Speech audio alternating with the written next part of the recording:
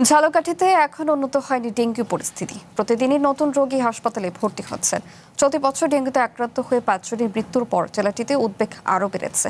Dengue নিয়ন্ত্রণে সবাইকে একযোগে কাজ করার আহ্বান জানিয়েছেন চিকিৎসকরা। AKS অর্জন করল গিনেস ওয়ার্ল্ড রেকর্ডস। AKS ঝালকাঠিতে ডেঙ্গি ভাইরাস জনিত রোগের প্রাদুর্ভাব বেড়েই চলেছে। অন্যান্য বছরের তুলনায় এবছর পরিস্থিতি আরও অবনতি হয়েছে। প্রতিদিন আক্রান্তের সংখ্যা বাড়ছে। জেলার বিভিন্ন হাসপাতালে ভর্তি হচ্ছে নতুন নতুন রোগী। চলতি মৌসুমে জানুয়ারি থেকে এ পর্যন্ত জেলায় মোট 1096 জন ডেঙ্গি আক্রান্ত হয়ে বিভিন্ন হাসপাতালে চিকিৎসা নিয়েছে। ঝালকাঠি শহরের কলাবাগান ও ফকিরবাড়ি এলাকার 2 শিক্ষার্থী সহ মোট 5 জনের মৃত্যু হয়েছে। এর মধ্যে একজন ঝালকাঠি সদর হাসপাতালে এবং বাকি 4 জন বরিশাল শের-ই-বাংলা মেডিকেল কলেজ হাসপাতালে মারা যায়। চারপাশে অনেক পানি জমে আছে, তারপরে বৃষ্টি হচ্ছে, আর এখানকার সেবার মানও খুব বেশি সন্তুষ্টজনক না। পৌরসভা দিয়ে তেমন কোনো খেয়াল নেয় না এবং ওরা ঔষধও দেয় না।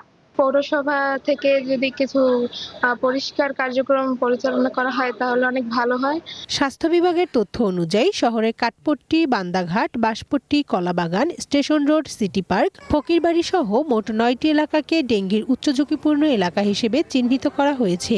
এসব এলাকায় মশার প্রজনন স্থল ধ্বংস, পরিচ্ছন্নতা অভিযান এবং জনসচেতনতামূলক কার্যক্রম জোরদার করা হচ্ছে। এদিকে ডেঙ্গি পরীক্ষার জন্য হাসপাতালে পর্যাপ্ত কিট ও অতিরিক্ত শয্যার ব্যবস্থা রয়েছে বলে জানিয়েছে স্বাস্থ্য বিভাগ।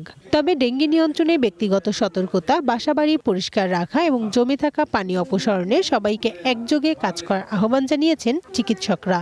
এই এলাকাগুলোতে মশক নিধন এবং মশার লার্ভা নিধনের জন্য প্রয়োজনীয় ব্যবস্থা গ্রহণ করা উচিত, যার ফলে এই এলাকাগুলো ডেঙ্গু ঝুঁকিমুক্ত হবে এবং সেখানে রোগী আমরা কম পাবো।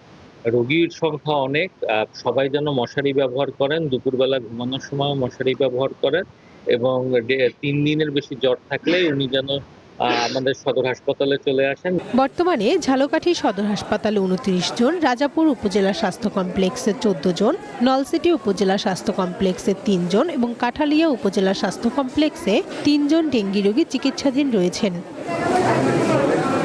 One national desk.